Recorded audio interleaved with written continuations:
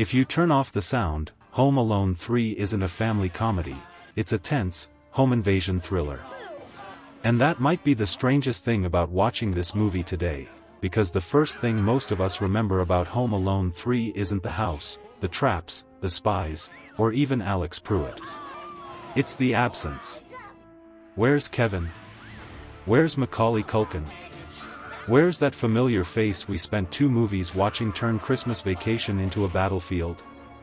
For a generation that grew up with Home Alone and Home Alone 2, Lost in New York, those weren't minor details. They were the emotional center of the franchise. Kevin McCallister wasn't simply the kid in the first 2 movies. He was the identity of the movies. When Home Alone 3 arrived in theaters on December 12, 1997, it technically carried the same title, the same basic premise, and the same writer, John Hughes. But emotionally, it was asking audiences to accept an entirely different machine wearing the same uniform. And that's where the trouble began. Because imagine being a kid in the early 90s, watching Macaulay Culkin become one of the biggest child stars on the planet, memorizing the traps, quoting the lines, laughing every time Harry and Marv walked into another catastrophe, and then being told that the next Home Alone movie would feature a completely different kid, a completely different family, a completely different neighborhood, and a completely different group of villains. You might still enjoy it. You might even think it was clever. But before you ever saw it, part of you was already asking the most damaging question a sequel can create: why is this called Home Alone? That's the ghost hanging over the entire movie. And to understand why that ghost became so powerful, we have to go back to what the original films actually meant. The first Home Alone wasn't just successful. It became a cultural event. Released in November 1990, Chris Columbus's film transformed a simple holiday premise into a fantasy of childhood independence. Kevin is forgotten by his family, accidentally left behind, and suddenly given something every child secretly wants: absolute freedom. No parents. No bedtime. No one telling him what to do. He can eat junk food, watch movies, jump on furniture, explore the house, and live like an adult without having to answer to anybody. But then the fantasy develops a shadow. Freedom becomes responsibility. The empty house becomes a target. The kid who thought being alone would be fun suddenly has to defend the place he calls home. That's an incredibly clean story engine. And Macaulay Culkin was perfectly suited to it. His performance gave Kevin a strange combination of innocence, confidence, vulnerability, and attitude. He could look like a normal kid one second and a tiny action hero the next. More importantly, he became the audience's avatar. You weren't merely watching Kevin fight burglars. You were imagining yourself in his position. You were thinking, if that were my house, what would I do? What traps would I build? How long could I survive? What would it feel like to finally be in charge? That's the emotional equation the second film understood perfectly. Home Alone 2 didn't simply repeat the premise. It enlarged the fantasy. Kevin wasn't trapped in a suburban house anymore. He was accidentally loose in New York City, carrying his father's money, checking into a luxury hotel, ordering room service, and eventually turning an abandoned townhouse into another elaborate battlefield. The scale got bigger, the jokes got louder, and the traps became more extreme, but Kevin remained the same emotional anchor. The audience knew him. We understood his family. We understood his loneliness. We understood why he wanted independence and why he ultimately wanted to go home. By the time the second film ended, the Home Alone formula wasn't just familiar. It was sacred. And that creates a problem for the third movie that isn't really a problem of quality. It's a problem of expectation. When audiences say a sequel feels wrong, they aren't always saying the individual scenes are badly made. Sometimes they're saying the movie has violated an emotional contract. Home Alone 3 broke that contract before it had even shown us what it could do. Macaulay Culkin was gone. Kevin was gone. The McCallisters were gone. Harry and Marv were gone. Even the basic Christmas atmosphere was dramatically reduced. And instead of replacing those elements with something emotionally equivalent, the movie replaced them with technology, espionage, surveillance, and a more methodical approach to suspense. That's a bold creative choice. It is also a terrible marketing proposition if your audience thinks they're buying another Kevin McCallister adventure. So when people remember hating Home Alone 3, that reaction deserves to be taken seriously.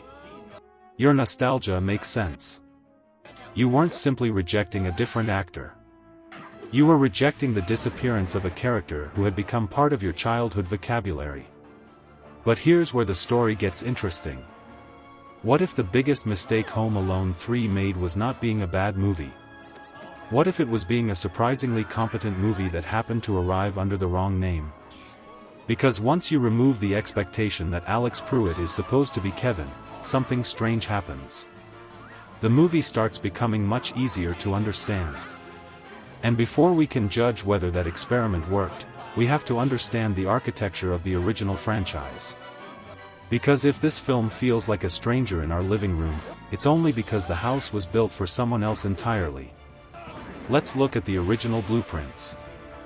The Home Alone formula sounds almost insultingly simple when you reduce it to a sentence.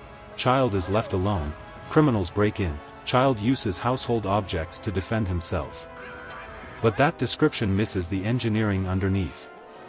John Hughes' original screenplay works because it combines three fantasies that children understand instinctively. The first is isolation. The second is wish fulfillment. The third is cartoon physics. Remove any one of those pieces and the formula becomes much weaker. Start with isolation. Kevin's house is more than a location. It is a kingdom. The McCallister home becomes a giant playground once the adults disappear. Every staircase, doorway, window, cabinet, furnace, basement, attic, and hallway becomes part of Kevin's tactical map. The audience learns the house alongside him. That's important because tension depends on geography. You need to know where the danger is coming from, where the hero can hide, and where the trap is waiting. The first Home Alone spends a surprising amount of time teaching us that geography. We see Kevin move through the house. We see the burglars studying it.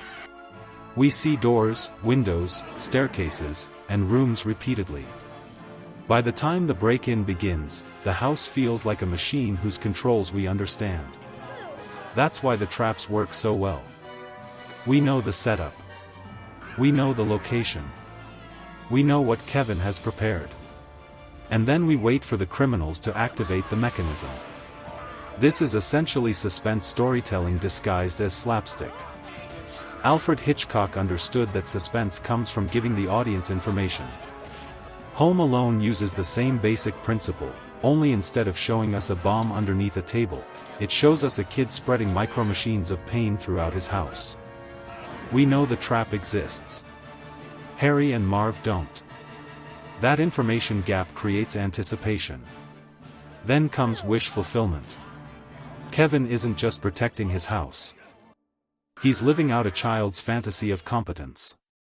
Adults constantly underestimate children. Parents tell kids what they can't do. Teachers tell them what they should do. Older siblings embarrass them. Society tells them they're too young to make serious decisions. Home Alone flips that hierarchy. Suddenly the adults are absent, and Kevin is the smartest person in the building. He becomes the planner, architect, director, and defender. His intelligence isn't presented as realistic intelligence. It's fantasy intelligence. He can learn the criminals' patterns, anticipate their movements, build traps, improvise weapons, and execute everything at exactly the right moment. That's why asking whether the original traps are realistic misses the point. They're emotionally realistic. Every child who watched the movie understood the fantasy even if no child could actually build half of those devices. The movie says, for once, imagine the adults are wrong about you. Imagine you really can handle this. That's powerful. Then there is the third ingredient, cartoon physics. Harry and Marv can survive injuries that would be catastrophic in real life because the movie doesn't want us to process their suffering as genuine violence. The pain is exaggerated into choreography. Marv slips, screams, falls, gets hit, burned, shocked, smashed, and somehow continues. Harry does the same. Their bodies operate according to Looney Tunes rules. That's what allows the film to remain warm and funny instead of becoming a disturbing home invasion movie. You can laugh because the universe itself has agreed that these two men are indestructible punching bags. The violence is not realistic, it is theatrical. And that's where Home Alone 3 quietly changes the equation. The original formula says, child plus imagination plus cartoon criminals equals comedy. Home Alone 3 says, child plus technology plus professional criminals equals strategy. That's not a small adjustment. That's a genre pivot. Alex Pruitt doesn't occupy the same psychological space as Kevin. He isn't a mischievous kid dreaming about freedom. He is more isolated, more analytical, and more fascinated by technology. His relationship with his surroundings is different. Kevin looks at his house and sees opportunities for chaos. Alex looks at his environment and sees systems. That distinction becomes the foundation of the third movie. But there was another enormous difference, and this one had nothing to do with Alex. The villains weren't Harry and Marv. They were professional spies.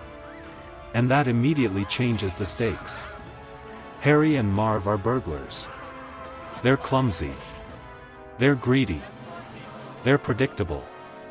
They want televisions, jewelry, and cash. The criminals in Home Alone 3 are hunting a microprocessor that has accidentally ended up inside a toy.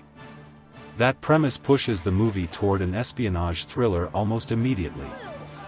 Suddenly we have surveillance, international criminal networks, disguises, technology, reconnaissance, and a stolen piece of hardware. The movie is no longer asking, can a kid outsmart two idiots? It's asking, can a kid's observation and improvisation defeat trained adults? That's a much colder question. And John Hughes was responsible for that shift. The same writer associated with the warmth of Home Alone was now working with a premise much closer to the anxieties of the information age. The late 1990s were obsessed with technology. Computers were moving from offices into homes. The internet was becoming part of everyday conversation. Digital cameras, portable electronics, cellular communication, computer networks, and surveillance technology were beginning to change how ordinary people imagined the world. Home Alone 3 reflects that atmosphere.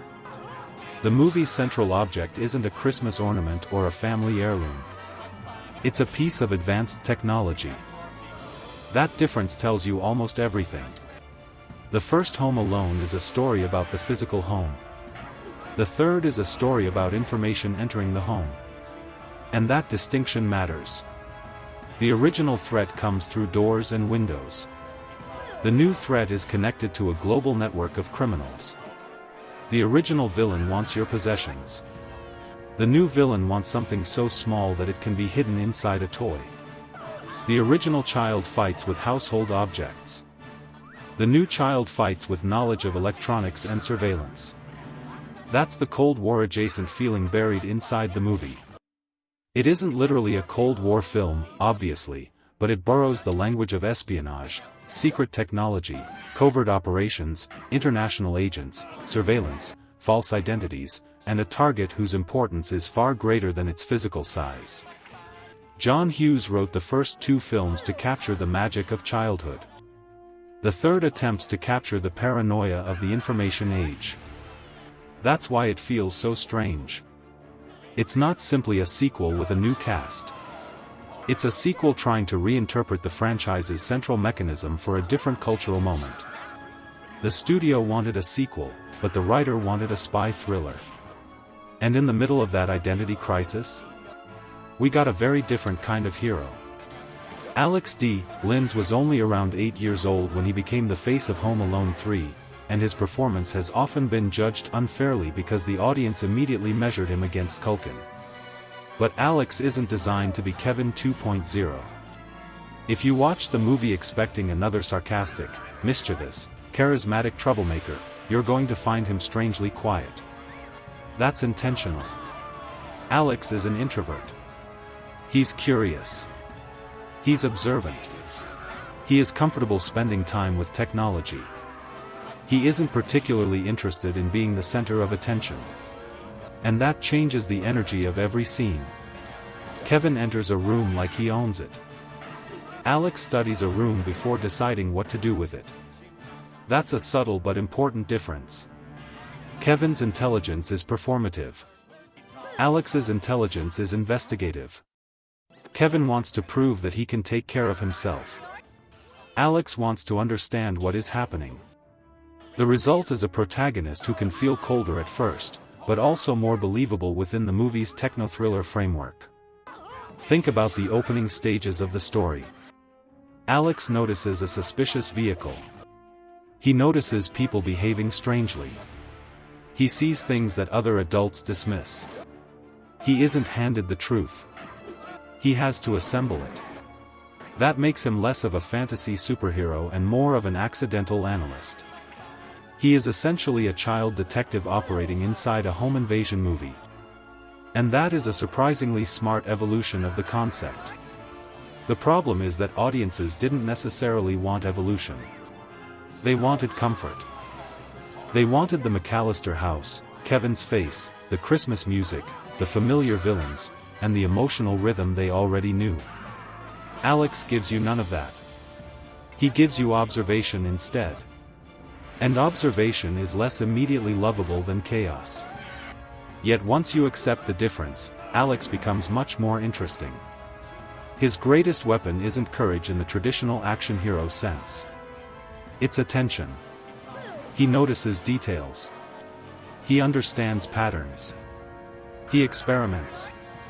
He uses technology to observe the adults invading his neighborhood. He doesn't simply wait for them to make a mistake. He creates conditions under which their mistakes become inevitable. That is closer to strategy than slapstick. And if you watch him from that perspective, the movie suddenly becomes more coherent. Alex isn't trying to become Kevin. He's solving a problem. That's his personality. That's his arc. And it leads directly to the villains, because the quality of the traps depends on the quality of the people walking into them. These spies weren't playing by the rules of slapstick comedy, which forced Alex to stop playing and start engineering. The four criminals at the center of Home Alone 3 are fundamentally different from Harry and Marv, and that difference is easy to overlook because the movie still uses exaggerated comedy. But structurally, they serve another purpose. Alice, Peter, Burton, and Earl aren't a pair of incompetent burglars stumbling through suburbia. They are trained professionals pursuing a valuable technological object. They know how to surveil. They know how to plan. They understand that a child is probably the least important variable in their operation. And that is precisely why Alex's victory feels different. Kevin defeats stupidity. Alex defeats competence. That distinction raises the tension.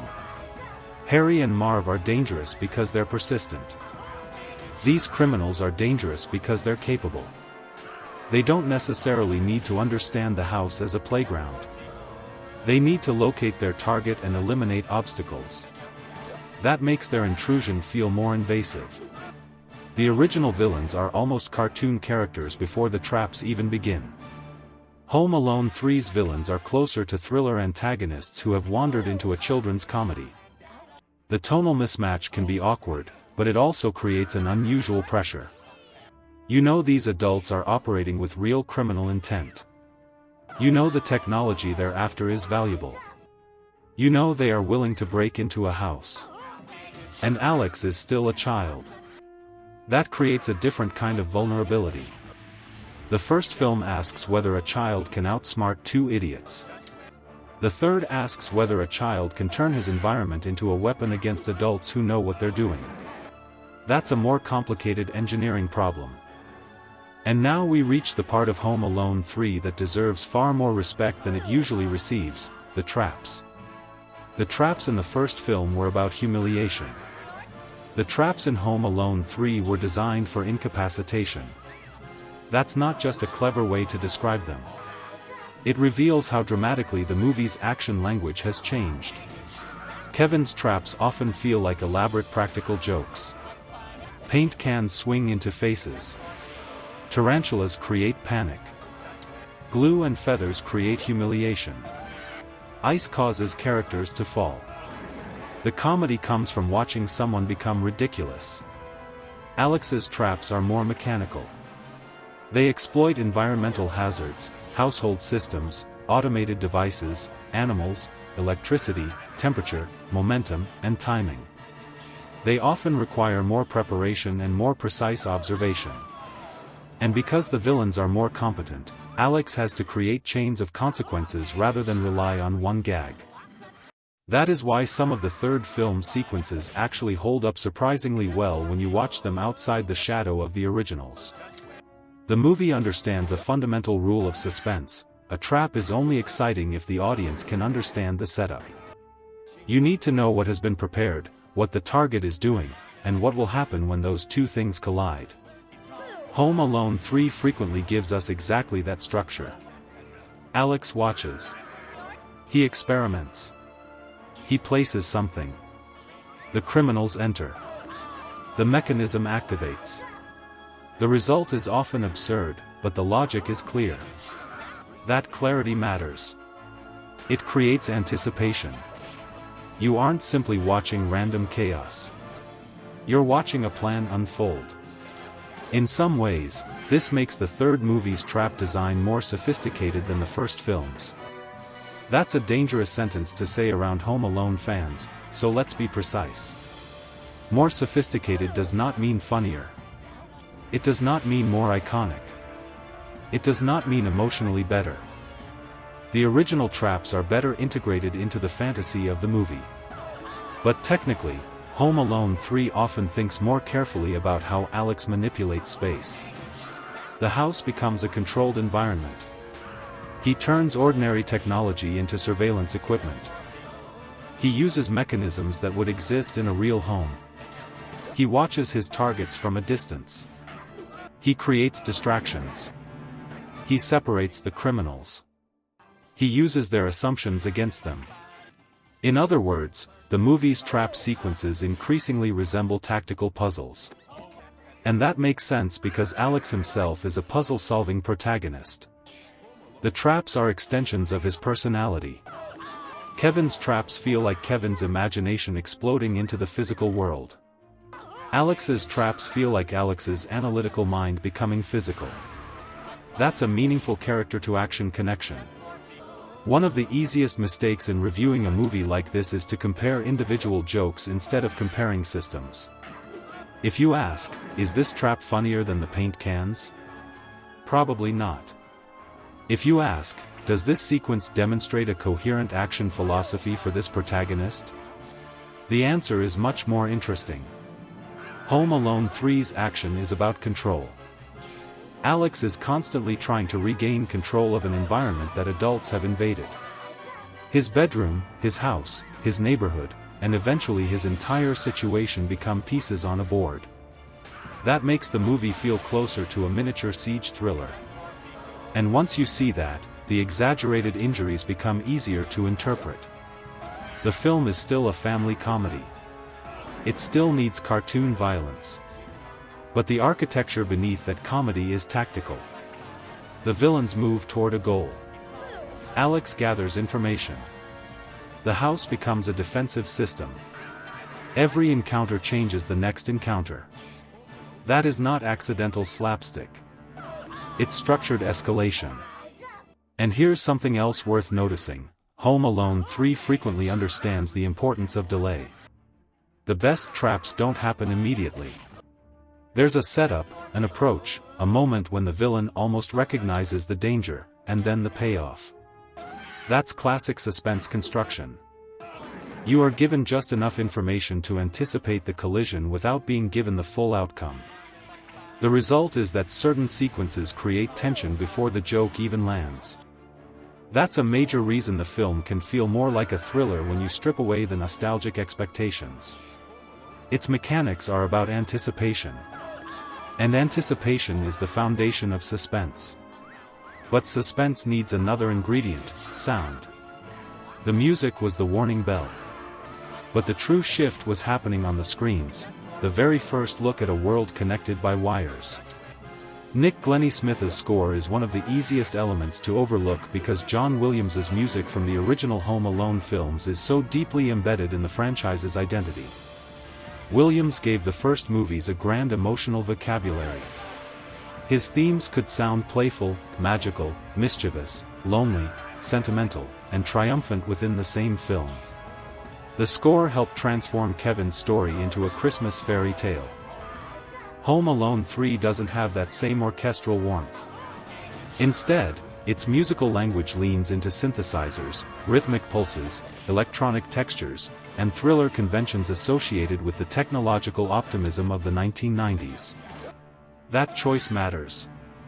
Music tells an audience what kind of story they are watching before the story explains itself. You hear Williams and your brain thinks Christmas, childhood, wonder, family. You hear the electronic textures of Home Alone 3 and the atmosphere shifts toward surveillance, machinery, movement, and uncertainty. That's exactly what the movie needs if we're willing to judge it on its own terms. The score is effectively telling us, this isn't the same fairy tale anymore. This is the age of computers and secret technology. And then the visual design reinforces that idea. Home Alone 3 feels like a movie fascinated by screens. Computers, cameras, monitors, electronic devices, communication systems, and surveillance equipment become part of the storytelling vocabulary. To a modern viewer, some of that technology looks almost hilariously primitive. That's part of the charm. The mid-1990s were a strange transitional period. Computers were becoming mainstream, but they still felt mysterious. The internet existed, but it wasn't yet the invisible infrastructure of everyday life. A camera connected to a computer could feel like science fiction. A sophisticated microprocessor could be treated like a tiny treasure chest containing enormous power. Today, we carry more computing power in our pockets than the characters could imagine. But that makes Home Alone 3 more valuable as a time capsule, not less. The technology isn't just decoration. It tells us what people in the late 1990s were afraid of and fascinated by. Information could move faster. Machines could see things. Criminals could operate internationally. Tiny components could have enormous consequences. A child could potentially use technology to observe adults without them realizing it. The film's techno-thriller aesthetic therefore reflects its decade in a way the original films reflect theirs. Home Alone is a movie about a physical world. Home Alone 3 is a movie about a connected world. That difference explains why the third film feels less cozy. The original's danger is visible. A burglar has to physically walk through the door. The third film's danger is conceptual. Something has entered the house through a chain of technology, information, and deception. The movie doesn't fully exploit that idea, but the idea is there. And when you watch it now, you can almost see the future trying to emerge from the background. The PC camera isn't just a funny old gadget. It's a reminder of a time when domestic surveillance felt novel. The computer isn't just a prop. It's a symbol of a decade learning that homes were becoming connected to systems beyond their walls. That makes the movie more historically interesting than its reputation suggests. Of course, none of this automatically makes it a great movie. A clever concept can still produce uneven execution. A sophisticated trap can still be less memorable than a paint can. A technically competent protagonist can still lack the emotional charisma of Kevin McCallister. That's the central tension of Home Alone 3. The movie's craft is often stronger than its cultural position. It can be well constructed and still feel wrong. It can be inventive and still disappoint you. It can make intelligent choices that are fundamentally incompatible with what the audience came to see. And that brings us to the question of failure. Because when people say Home Alone 3 was a box office failure, they are usually compressing a much more complicated story into one sentence. The movie was released in December 1997, several years after the peak of the original franchise. The cultural landscape had changed. Macaulay Culkin's relationship with the franchise had changed. The novelty of Home Alone had changed. Sequels were beginning to carry a different burden. The first film had become a phenomenon. The second had demonstrated that audiences would follow Kevin to another location. But the third film asked them to follow an entirely different child into an entirely different genre. That's a much harder sell. It wasn't necessarily enough for the movie to be profitable or reasonably successful. It had to convince audiences that the Home Alone name could survive without the thing that made the name emotionally meaningful. And that's where franchise fatigue intersects with franchise identity. If the title had simply been something like Alex Pruitt and the Toy Spy Operation, audiences might have approached it differently. They might have judged it as a standalone children's thriller with comedy. But the title Home Alone created an expectation that the film could not satisfy. That's the paradox. The Home Alone brand helped get people into the theater, but the Home Alone brand also gave them a checklist of missing ingredients. Where's Kevin? Where's the Christmas magic? Where are the wet bandits? Why does this feel like a spy movie? Why is the kid so different? Why are the villains so serious? Why doesn't the music sound the same? Every difference became evidence against the movie. That's not entirely fair, but it is completely understandable. And that brings us to a fascinating psychological problem with sequels, the uncanny valley of familiarity. We usually think of the uncanny valley as something visual, like a computer-generated face that looks almost human but not quite. But franchises have their own emotional uncanny valley. A sequel can reproduce the surface features of an original while removing the core ingredient that made the original feel like itself. The result is something recognizable enough to trigger your expectations but different enough to violate them. Home Alone 3 lives directly inside that valley. It has the title. It has a child. It has criminals. It has a house. It has traps. It has comedy. It has John Hughes. It even has the basic rhythm of a kid defending his home. But Kevin is missing. The McCallisters are missing. The emotional Christmas architecture is reduced. The villains are different. The technology is different. The genre emphasis is different. So your brain keeps recognizing the franchise while your emotions keep telling you that something is wrong. It's not just you. The film feels wrong because it strips away the Christmas miracle sentimentality in favor of cold, hard efficiency. And that's why telling a longtime fan, just watch it as its own movie, can feel dismissive. Of course it would be easier to appreciate if it were its own movie. But it isn't called Alex Pruitt. It's called Home Alone 3. The title is asking you to compare. The franchise history is asking you to compare. Your childhood is asking you to compare. You can't simply turn that off. The audience isn't failing the movie by remembering the first two. The movie is asking the audience to forget them. That's a nearly impossible request. Yet there is a deeper irony here. Home Alone May 3rd actually be more interesting because it failed at being the sequel audiences wanted. Its failure exposes the boundaries of franchise identity. It shows us that audiences don't just want recurring characters and familiar logos. They want recurring emotional experiences. When we say we want a franchise to evolve, what we usually mean is that we want the surface to evolve while the emotional core remains stable. Home Alone 3 did almost the opposite. It kept the surface premise while changing the emotional core. It gave us a new kid but kept the title. It gave us new villains but kept the traps. It gave us a new genre but kept the basic story engine. That creates a strange hybrid. And hybrids can be fascinating even when they're commercially awkward. The film works as a thriller more effectively than it works as a continuation of Kevin's story. That's the uncomfortable conclusion we keep arriving at. The tension is real. The engineering is real. The technological atmosphere is real. The protagonist is deliberately constructed. The villains are designed around a different level of competence. The music signals a different genre. The traps reflect a different kind of intelligence. But the emotional attachment isn't there. And that's the one thing no amount of clever construction can manufacture. Kevin McCallister had become a symbol.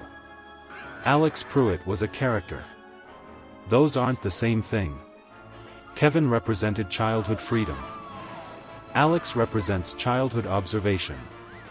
Kevin lets us imagine ourselves becoming powerful. Alex lets us imagine ourselves becoming capable. Kevin is fantasy. Alex is strategy. Both are legitimate. But only one had already become a cultural memory. And this is where the movie's legacy becomes more interesting than its reputation. For years, Home Alone 3 was treated as the moment the franchise became irrelevant. The third installment that didn't have Culkin. The one nobody asked for. The one that proved the series was out of ideas. But look at it again without the immediate comparison. What you find isn't a masterpiece. We shouldn't swing the pendulum that far. There are tonal inconsistencies. Some of the comedy is broad. Some characters aren't given enough depth. The emotional material is thinner than the first two films. The technology can feel dated. And the central premise sometimes asks us to accept an enormous amount of coincidence. But beneath those weaknesses is a movie that understands its own action mechanics. It knows how to build a threat. It knows how to use a house as a tactical environment. It knows how to make a child's intelligence the center of the story. It knows how to turn technology into both danger and defense. And it knows how to escalate. Those are not insignificant qualities. The film's biggest mistake may simply be that it didn't understand what its audience considered sacred. Or perhaps more accurately, the production understood it too late. The creative team wanted to evolve the concept, while the audience wanted the comfort of repetition. That's the eternal conflict of franchises. Artists want to surprise us. Audiences want to recognize themselves. Studios want both. Usually, that's impossible. The best sequels solve the problem by changing the circumstances while preserving the emotional engine. The Dark Knight changes Batman's circumstances but preserves the central conflict. Toy Story 2 expands the world while keeping the characters emotionally recognizable. The Empire Strikes Back changes the tone while maintaining the identity of Star Wars. Home Alone 2 works because it expands the playground without replacing the player. Home Alone 3 replaces the player. That's the difference. And once you understand that, the movie becomes a case study in franchise architecture. It isn't simply a bad sequel. It's a failed experiment in modular storytelling. The producers essentially asked, what if Home Alone is a concept rather than a character? What if the formula can survive as long as we keep the child, the isolation, the criminals, and the traps? The answer, commercially and culturally, was not really. The audience had already decided that Home Alone wasn't just a formula. It was Kevin. But structurally, the experiment is more successful than the reputation suggests. Alex works. The traps work. The technology works. The spy premise works. The house works. The tension works. What doesn't work is the emotional substitution. That's why the most honest verdict isn't that Home Alone 3 is secretly a masterpiece. It's that Home Alone 3 is a misunderstood experiment. It is a movie that made the wrong promise and then delivered something more interesting than that promise suggested. It wanted to be a different kind of Home Alone. We wanted another Kevin movie. Neither side was necessarily irrational. They were simply asking different questions. The audience asked, can you give me the feeling I had before? The filmmakers asked, can this concept survive if we change the ingredients? The answer to the first question was no. The answer to the second was almost yes. And that almost is what makes the movie worth revisiting. Because sometimes a film's reputation tells you more about audience expectations than about the film itself. Home Alone 3 became a symbol of decline because it arrived at the moment when the original emotional formula had already peaked. But if you remove the burden of replacement, Alex's story becomes a surprisingly clean little piece of late 1990s children's suspense.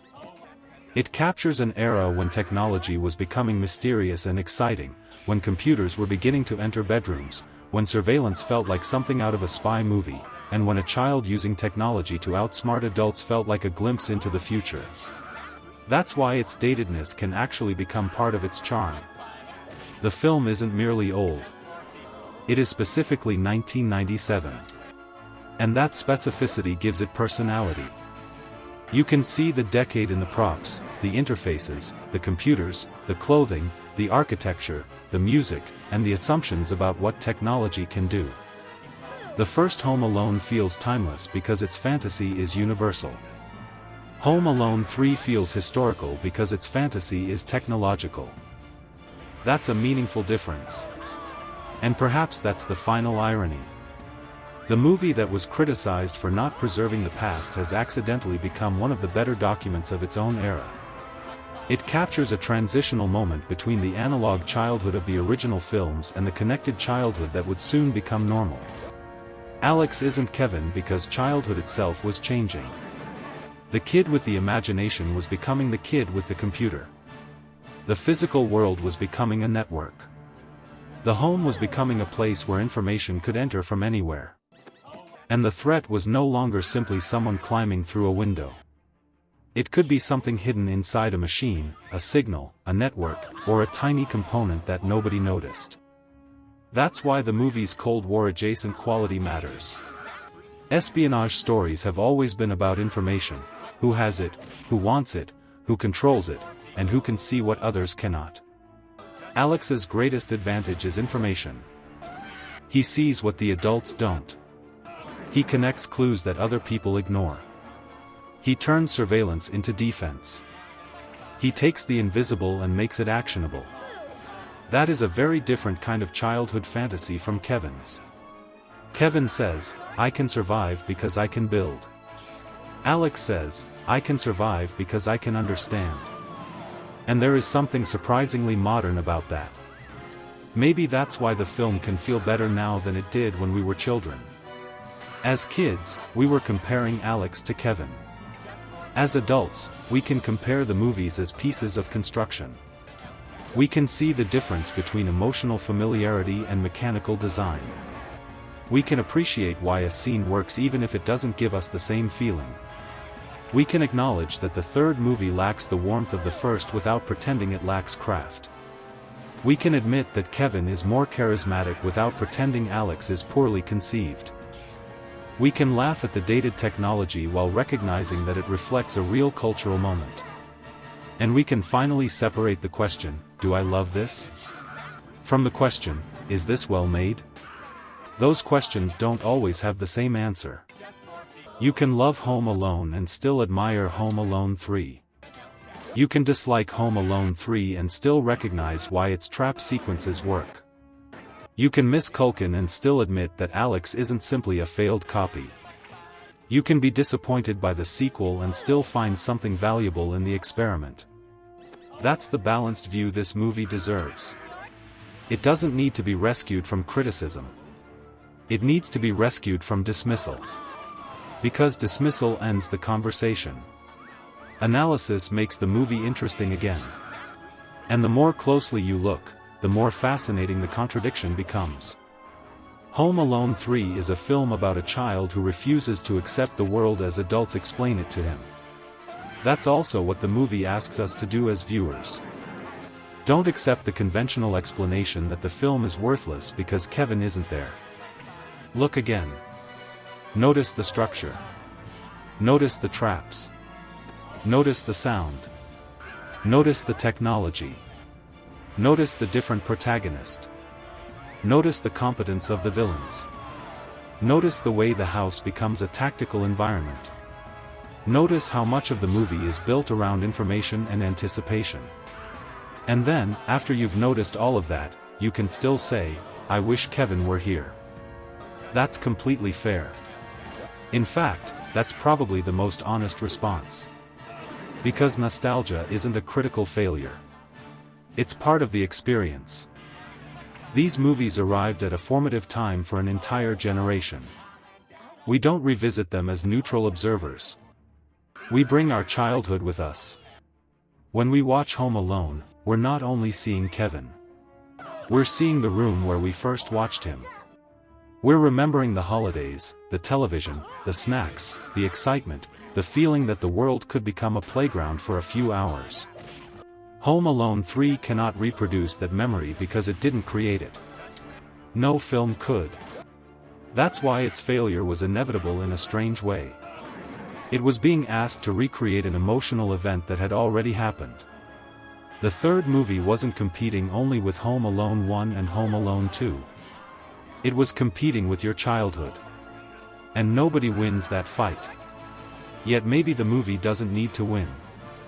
Maybe it only needs to exist on its own terms.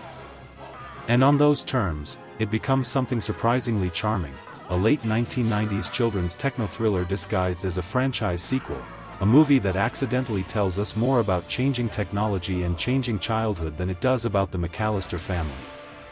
It is colder than the originals, yes. It is less sentimental. It is less iconic. It is less emotionally rich.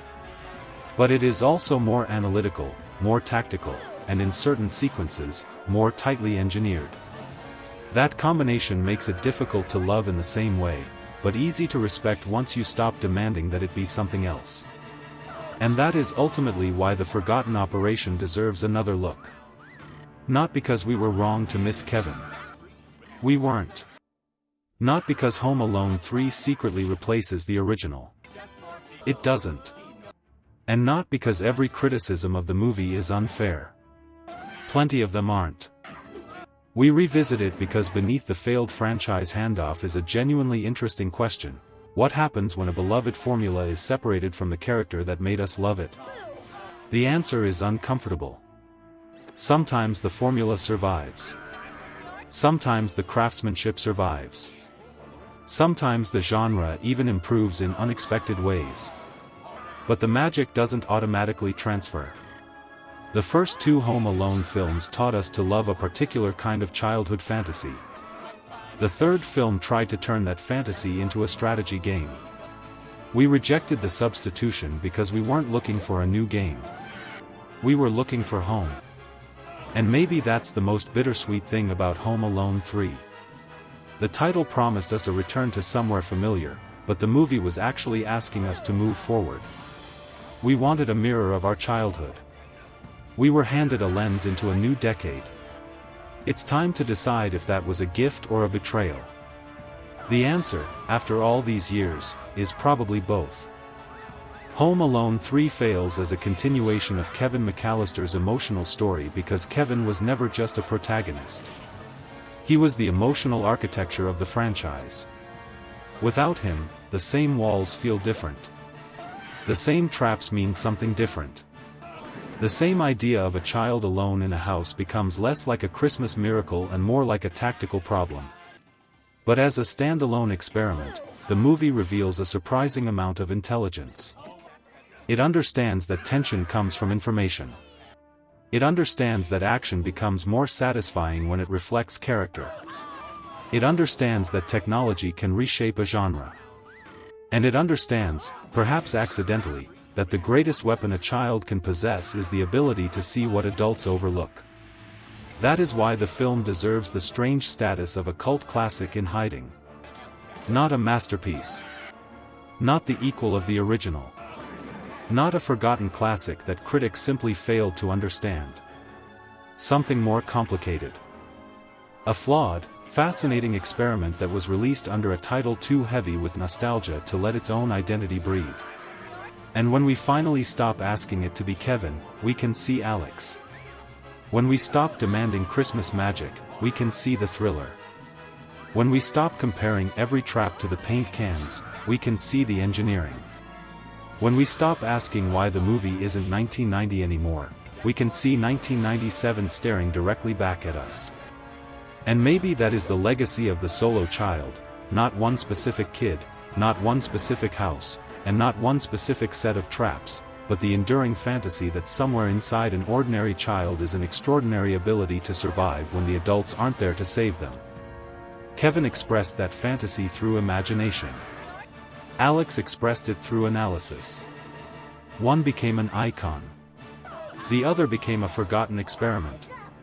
But both understood the same childhood fear and the same childhood wish: what if the world suddenly depended on me?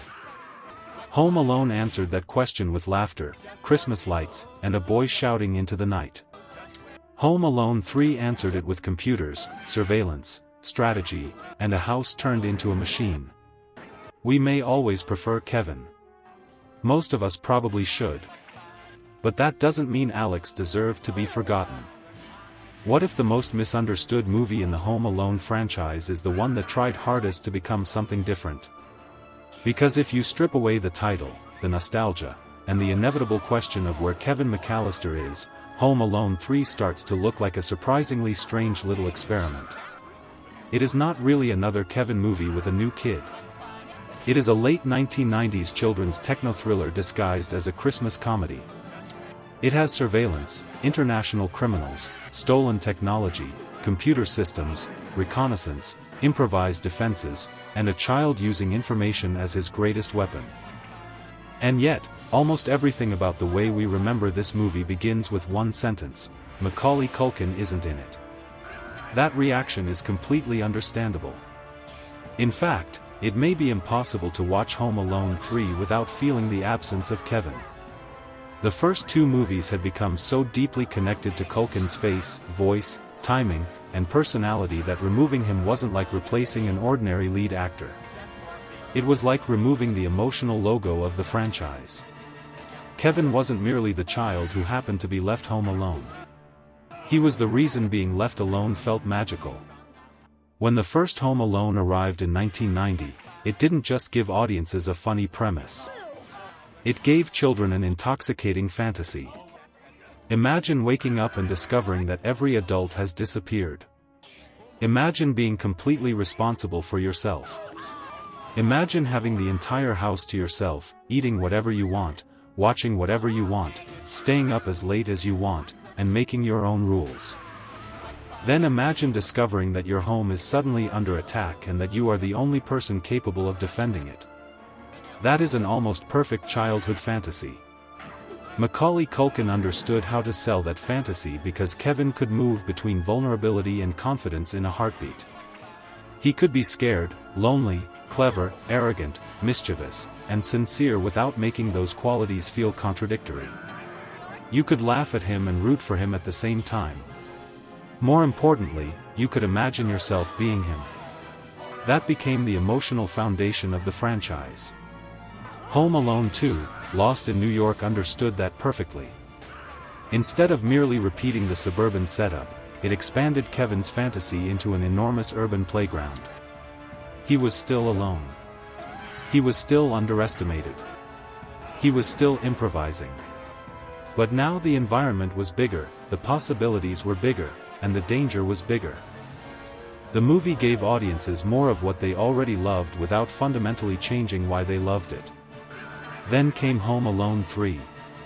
And suddenly Kevin was gone. The McCallister family was gone. Harry and Marv were gone. The familiar Christmas atmosphere was dramatically reduced. The new protagonist was Alex Pruitt, a completely different kind of child. And the criminals weren't bumbling burglars anymore. They were professional international thieves searching for a piece of advanced military technology.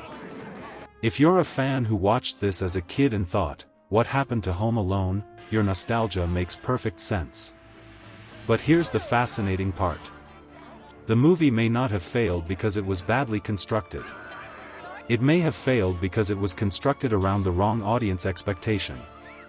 Home Alone 3 is one of those movies where the title creates a promise the movie itself cannot keep. The title says Home Alone. Your brain fills in the rest. You expect Kevin. You expect Christmas. You expect a family comedy. You expect two idiots breaking into a house and getting destroyed by increasingly ridiculous traps. Instead, you get espionage. And once you understand that, the movie becomes a completely different object.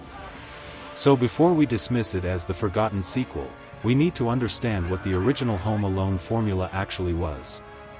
Because the formula was never just kid versus burglars. It was a carefully balanced combination of isolation, wish fulfillment, suspense, comedy, and cartoon physics.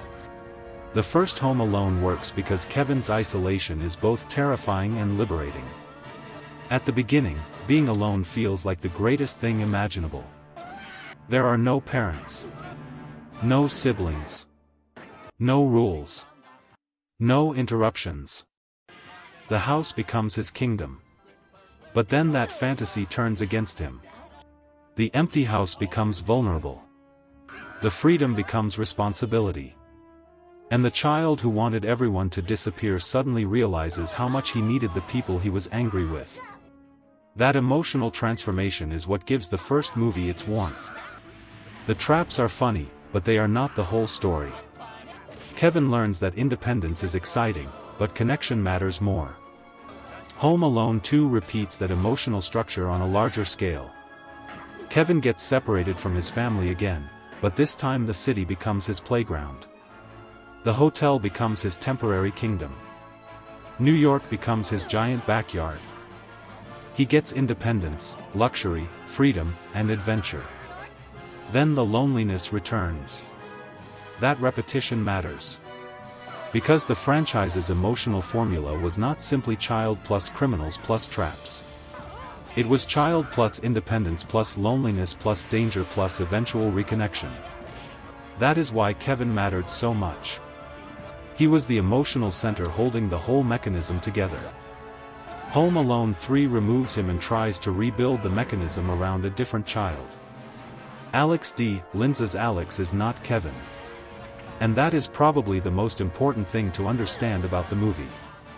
Alex is quieter. He's more analytical. He's fascinated by technology. He isn't constantly trying to prove that he's smarter than the adults around him. Instead, he watches. He notices. He investigates. He collects information. That makes him a very different kind of protagonist. Kevin is an improviser. Alex is an analyst. Kevin sees a house and imagines possibilities. Alex sees a house and studies systems. Kevin's greatest weapon is imagination. Alex's greatest weapon is information. And that difference changes the entire tone of the movie. The first Home Alone is essentially a fairy tale about childhood empowerment. Home Alone 3 is closer to a miniature espionage story about technological empowerment. That sounds ridiculous until you actually look at what the movie is doing. The central object is not money or jewelry. It is a microprocessor. The criminals aren't simply looking for valuables. They are hunting technology. The story involves surveillance. There are disguises. There is reconnaissance. There are international criminals. There is a target that has accidentally entered an ordinary suburban neighborhood. And the child who discovers. The threat doesn't defeat it through physical strength. He defeats it by observing patterns and manipulating his environment. That is not the same genre as the original. It just happens to be wearing the same title. And this is where John Hughes becomes especially interesting. Hughes had already proven that he could write the emotional machinery of childhood better than almost anyone working in mainstream American comedy. But by the time Home Alone 3 was developed, the cultural environment had changed. The early 1990s were giving way to the late 1990s. Technology was becoming part of ordinary life. Computers were moving into homes. The internet was becoming a cultural phenomenon. Electronic surveillance was becoming increasingly familiar.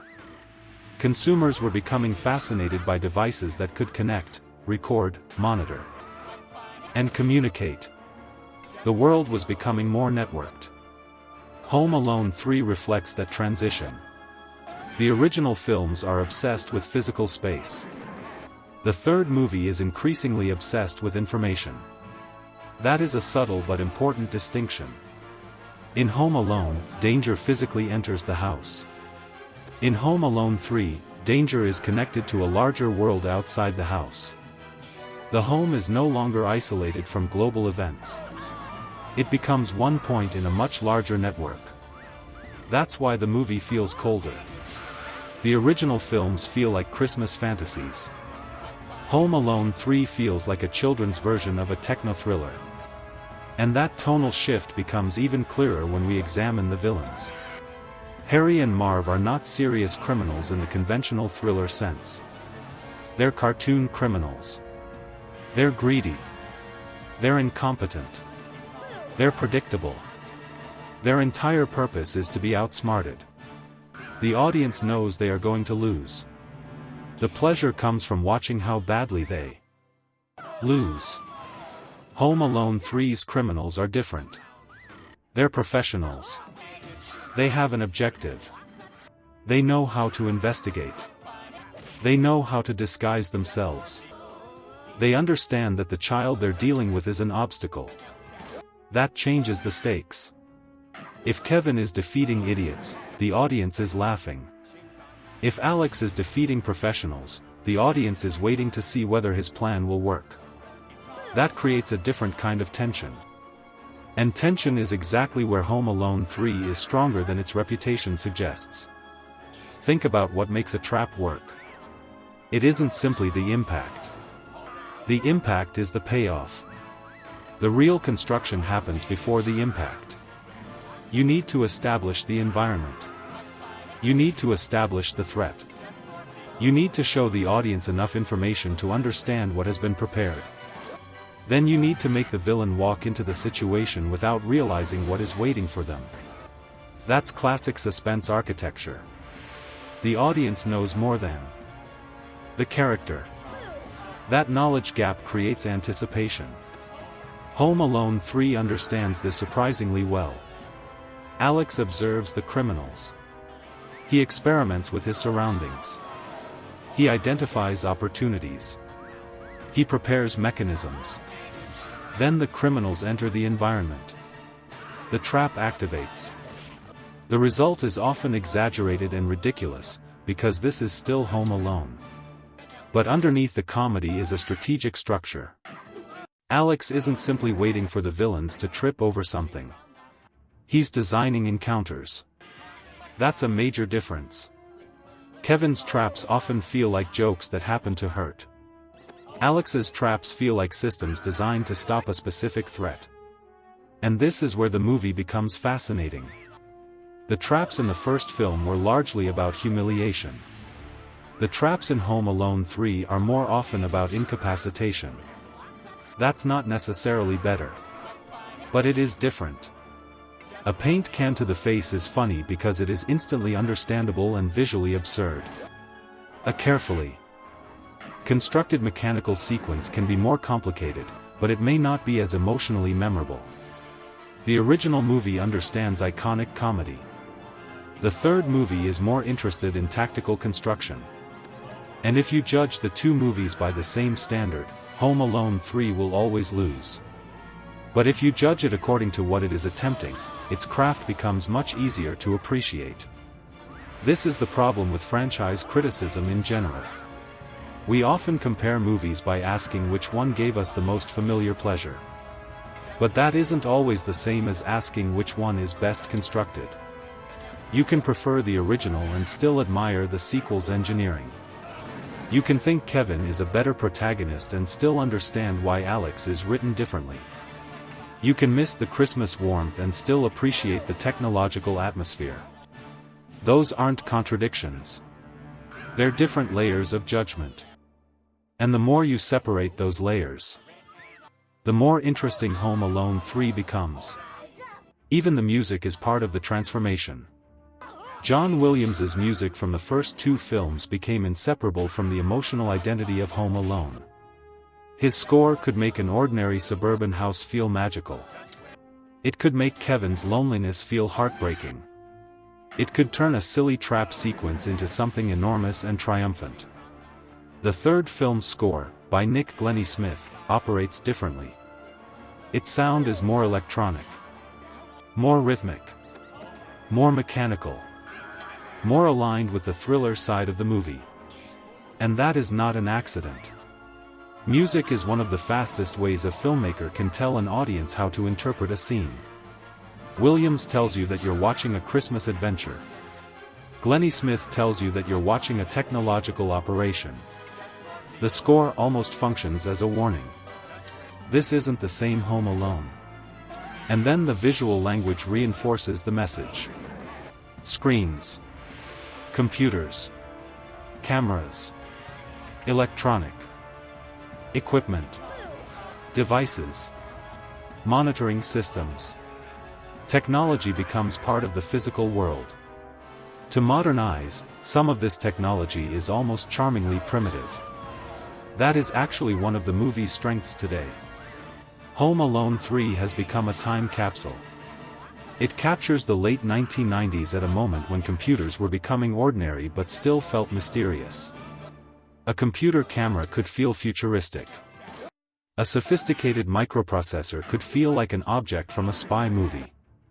The idea of a child using technology to monitor adults felt clever and slightly fantastical.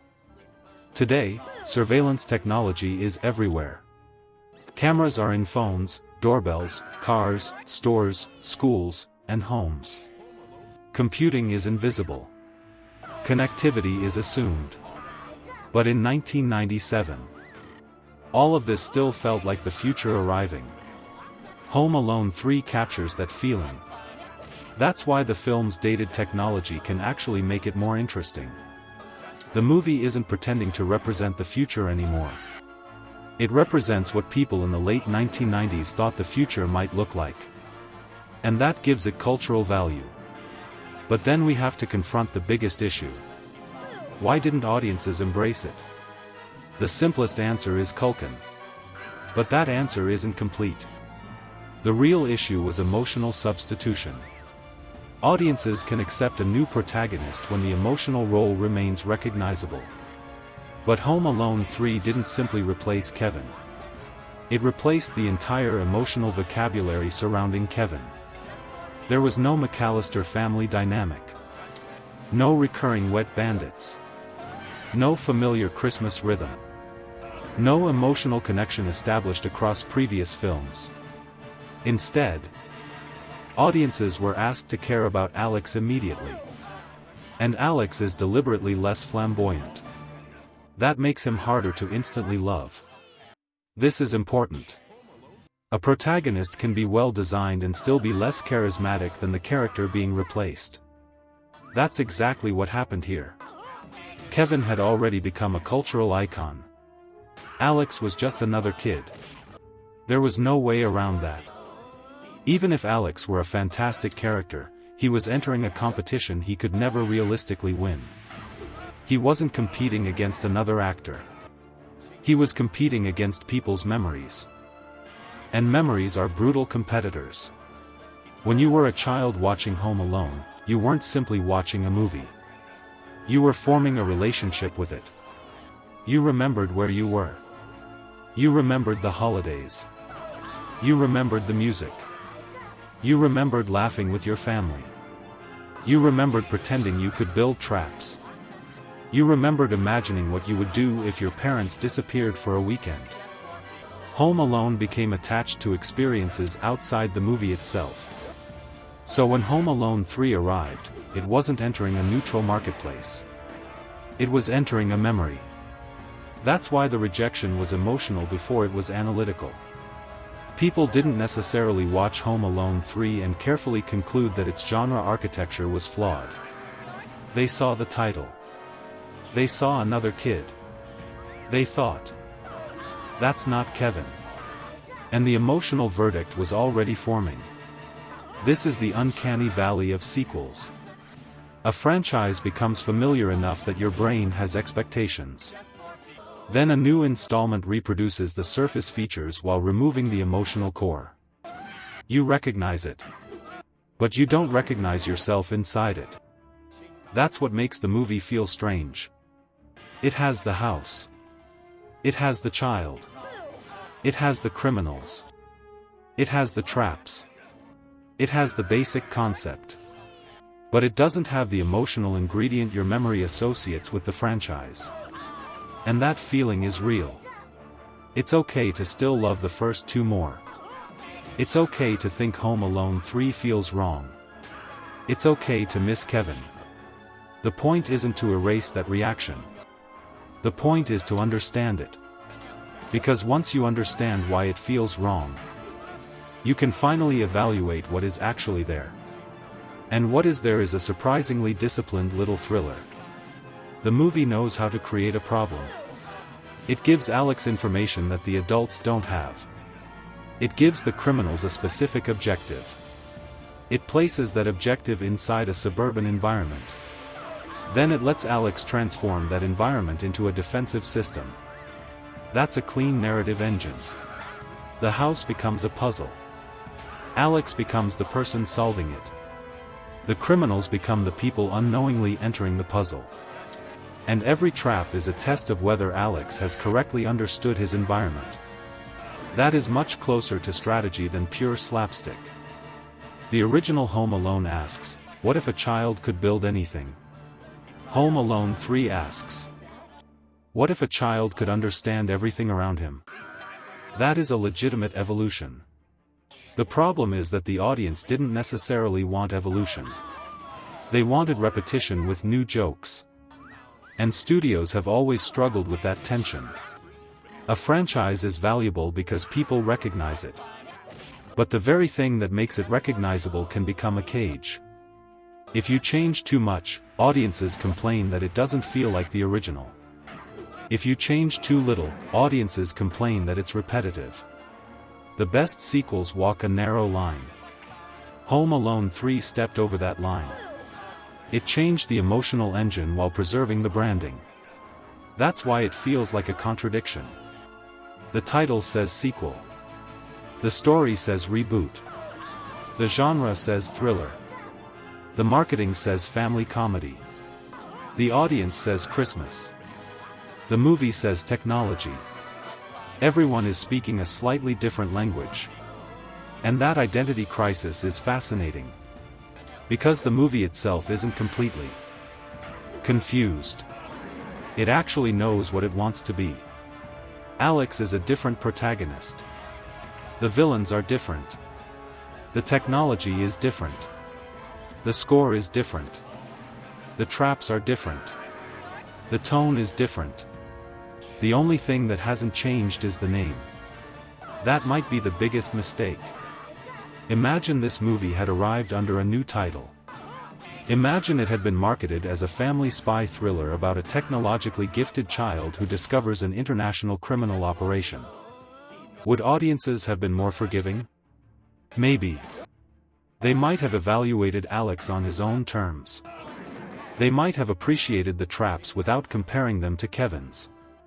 They might have seen the late 1990s technology as part of the charm rather than as evidence that the movie wasn't the Home Alone they wanted. But the Home Alone name changed the viewing experience. Every strength became a comparison. Every difference became a flaw. Every new idea became a betrayal. And that is why franchise branding can be both a blessing and a curse. The title gave the movie attention. The title also made it almost impossible to escape comparison. Then there is the question of box office performance. Calling Home Alone 3 simply a disaster doesn't tell the whole story. The movie arrived in a very different marketplace from the original. The first Home Alone had been a cultural phenomenon. By 1997, the novelty had faded. The franchise had already experienced the enormous success of the first sequel. And now the third film was asking audiences to accept a replacement cast after a considerable gap. That's a difficult proposition even for a healthy franchise. For a franchise built around one child star, it is even harder. The movie also had to compete with the expectations created by the previous films. The audience didn't just want another successful children's movie. They wanted another Home Alone experience. Those are different things. A film can be commercially respectable and still feel like a franchise failure if the audience doesn't accept the new identity. That's what happened here. The movie's reputation became less about its actual mechanics and more about what it represented. It represented the end of an era. It represented the absence of Culkin. It represented the franchise becoming something else. And sometimes audiences punish a movie for arriving at the wrong moment in cultural history. Home Alone 3 became associated with decline. But decline is not the same thing as incompetence. That's an important distinction. A film can be the wrong sequel without being a bad film. And that is exactly where I think Home Alone 3 deserves a second look. Not a rehabilitation into some secret masterpiece. That's too far. There are weaknesses. The emotional depth isn't comparable to the first film. The comedy doesn't always land with the same force. Some of the characters are thinner. The tone can jump awkwardly between serious criminal behavior and exaggerated family comedy.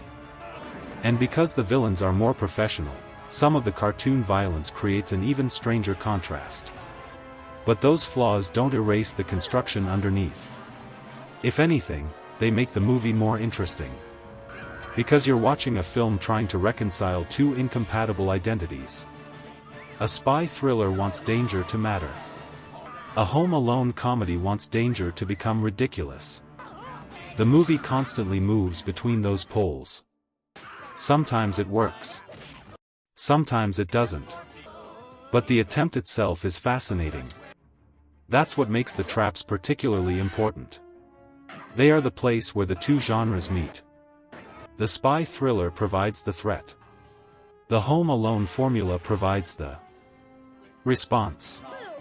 Alex has to defeat people who are genuinely dangerous using techniques that are exaggerated enough for a family comedy. The result is an unusual hybrid. The traps are not merely jokes. They are the language that allows the movie to turn thriller tension into family-friendly comedy. That's why the engineering matters. You need to understand where the villains are. You need to understand what Alex has prepared. You need to understand the timing. And you need to understand why the trap should work. When those pieces align, the movie becomes surprisingly satisfying. The audience knows something the villains don't. That creates anticipation. Then the payoff arrives. That's the fundamental Home Alone mechanism. Home Alone 3 didn't abandon the mechanism. It changed what the mechanism was being used to accomplish. Kevin used traps to turn his house into a playground. Alex uses traps to turn his house into a defense system. That is the difference between fantasy and strategy. And once you see it, you start noticing how much of Alex's character is embedded in the action. His personality is not expressed primarily through jokes. It's expressed through problem solving. He doesn't need to be the loudest kid in the room. He needs to notice what